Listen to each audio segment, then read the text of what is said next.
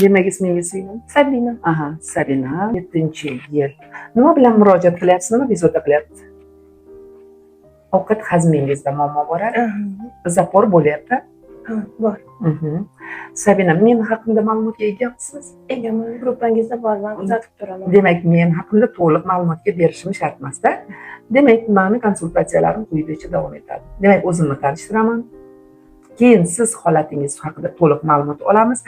Demak, programma bo'yicha ko'rib kelamiz va o'z xulosalarimni aytaman. Agar xulosalarim sizga ma'qul bo'lsa, programma tuzib, salomatligingiz borasida, demak, muammolarni sekin-sekin yechimini topishni boshlaymiz. Demak, kvantoviy bioanalizator sizga nima beradi? Bu haqda ma'lumotingiz bormi?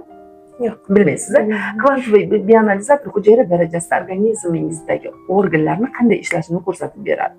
Bu yerda mioma, kista o'lchamlar emas, aynan har bitta 40 ta organingizda qanday ishlashi to'g'risida to'liq ma'lumot beradi va 12 ta tizim, insonning tanasi 12 ta tizimdan iborat. 12 ta tizim to'g'risida sizga ma'lumot beradi. Demak, boshladik. Ovqat hazm qilish sistemangiz qanday ishlaydi? Oshqozon, o't qopingiz, jigaringiz, ichaklaringiz haqida to'liq ma'lumotga ega bo'lasiz.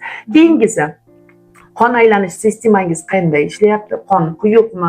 Qoningizda tromblar bormi? Lipidlar bormi? Xolesterin ko'pmi? Hammasi haqida ma'lumot beradi. Keyingi etapda o'tamiz. Sizga demak, buyraklaringiz qanday ishlayapti? Ular qanday holatda ekanligini bilib olishingiz mumkin. Keyingi sahr bormi? Mikroelementlar tanangizda yetarlimi, yo'qmi? Bu haqda ham ma'lumotga ega bo'lasiz. Hamma xulosalarni qilgandan keyin sizga o'z fikrlarimni aytaman va sekin-sekin sog'ligingizdagi muammolarni tiklashni boshlaymiz. Demak, boshladik. Qo'lingizga demak olasiz. 1 minut davomida birinchidan albatta sizdagi o'sha ziraklaringiz, soatingizni yechib qo'yasiz. 1 minut jarayonida sizni organlaringizni to'liq ko'rib chiqadi. Kelishdikmi? Ungacha men sizni to'liq vazningiz hammasini yozib olaman.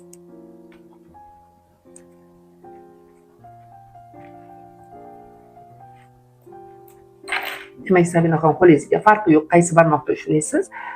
Jarayon ketdi.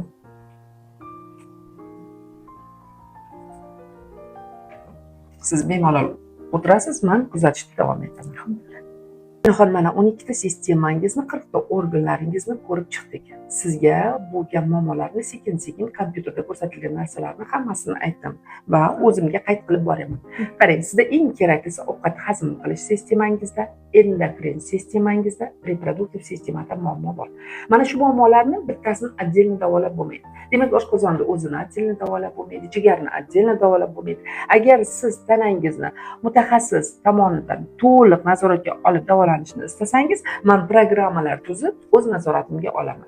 Va kuratorlarim yordamida sizni to'liq nazorat qilib, demak, bu joyda sizga ovqatlanish tartibingizni e'tibor bering, suv ichish tartibingizni, berilgan mahsulotlarni qanday ichish tartibini va qilinayotgan muolajalar haqida Telegram guruhingizdan to'liq ma'lumot olasiz. Eng keraklisi, siz nazoratimda bo'lib, chubash, sahaja muolajalarni ham amalga oshirasiz. Bunda sizda ovqat hazmingiz yaxshilanadi, qabziyatdan qutulasiz, soch to'kilishidan, teringizdagi muammolardan va kayfiyatingiz yaxshilanadi. Eng keraklisi, gormonal o'zgarishlar joyiga keladi va vazningiz normaga tusha boshlaydi. Demak, agar kerak desangiz, programmalaringizni tuzamiz. Kerak. Boshlaymiz, Aha. Programmalaringizni tuzishni boshladik. Sabina, demak, telefon orqali siz polni boshqa gruppaga olib nazoratga olinasiz. Kuratorlar yordamida sizga hamma narsa tushuntiriladi. Eng keraklisi, mahsulotni nima uchun ichyapsiz, u nimaga ishlaydi, bu haqida ham ma'lumot beriladi. Yana sizda nimadir savollar tug'ilib qolsa, bemalol guruhdan kuratorimga yoki menga chiqib savollaringizni berishingiz mumkin. Tushunarli? Demak, siz yana 1 oydan keyin повторно tekshirishga olib, qancha tanangizda o'zgarish bo'ldi va nimalar qoldi, ular bilan demak ishlashda davom etamiz. Ko'nglingiz to'ldimi? Конечно, albatta. Charchamang.